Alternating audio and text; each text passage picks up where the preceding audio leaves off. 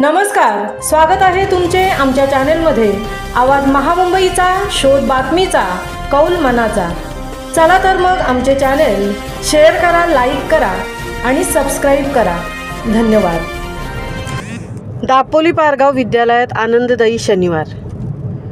महाराष्ट्र शासन व विपश्यना विशोधन संस्था यांच्या संयुक्त विद्यमाने सुरू असलेल्या मैत्र उपक्रमाअंतर्गत अनंत पांडुरंग भोईर विद्यालय व रघुनाथ शेठ जितेकर ज्युनियर कॉलेजमध्ये 350 विद्यार्थी व 30 शिक्षकांना विपश्यनेतील पहिली पायरी अनपानचे प्रशिक्षण देण्यात आले।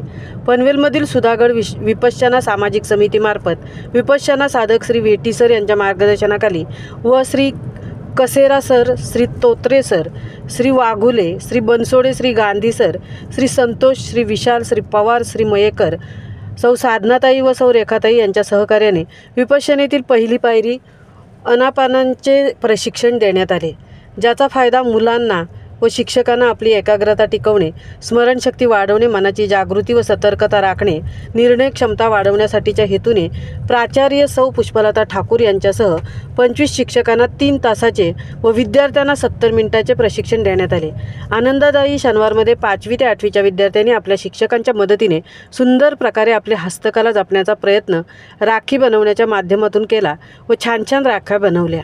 पर्यावरण रक्षण काळाची गरज ओळखून इको क्लब मार्फत शाळेतील सर्व शिक्षकांच्या सहकार्याने व विद्यार्थ्यांच्या मदतीने 9वी ते 12वीच्या विद्यार्थ्यांनी इको क्लब अंतर्गत वृक्षारोपण केले। यामध्ये ऑक्सिजनयुक्त वेगवेगळी झाडे लावण्याचा प्रयत्न शिक्षकांनी विद्यार्थ्यांच्या सहकार्याने करून घेतला।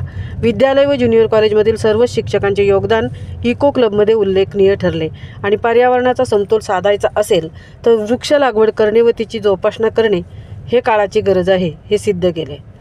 आवाज महामुंबईचा चॅनेलसाठी मिलिंद खारपाटीलसह तृप्ती भोईर, पनवेल।